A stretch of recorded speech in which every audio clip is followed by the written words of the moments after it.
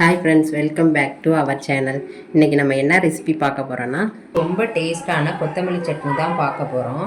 இதை சாதம், இட்லி, தோசையோடு வச்சு சாப்பிட ரொம்ப அருமையாக இருக்கும். இப்போ அதை எப்படி செய்கிறதுன்னு பார்க்கலாம் வாங்க. இது பண்ணுறதுக்கு நான் 2 கட்டு நாட்டு மல்லி எடுத்திருக்கேன். இப்போ இதை நல்லா சுத்தம் பண்ணி எடுத்துக்கலாம். உங்களுக்கு எந்த மல்லி கிடைக்குதோ அதை எடுத்துக்கோங்க. இந்த மாதிரி நல்லா சுத்தம் பண்ணி எடுத்துக்கலாம். ஒரு கடாயை வச்சு கொஞ்சமாக எண்ணெய் சேர்த்துடலாம். 2 கட்டுக்கு ஒரு 6-7 மிளகாய் சேர்த்துக்கலாம். கரெக்டாக இருக்கும். இது போதும். இதை தனியாக எடுத்து வச்சுக்கலாம். இப்போ இது கூடயே 6 பல்லு பூண்டு சேர்த்துடலாம். இப்போ இதையும் தனியாக எடுத்து வச்சுக்கலாம்.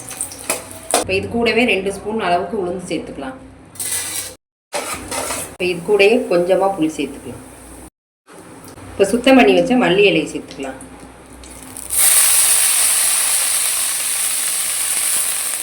இந்த கலர் மாறாமல் வதக்கிக்கோங்க, இல்லைன்னா கசப்பு தன்மை ஆகிடும். இப்போ இது எல்லாத்தையும் ஒன்றா சேர்த்து கலந்து 5 நிமிஷம் ஆற விட்டு அரைச்சி எடுத்துக்கலாம். நல்லா ஆறிடுச்சு. சட்னிக்கு தேவையான உப்பு சேர்த்துடலாம். நல்லா நைஸாக அரைச்சி எடுத்துக்கலாம். இந்த மாதிரி நல்லா நைஸாக பேஸ்ட்டாக அரைச்சி எடுத்துக்கோங்க.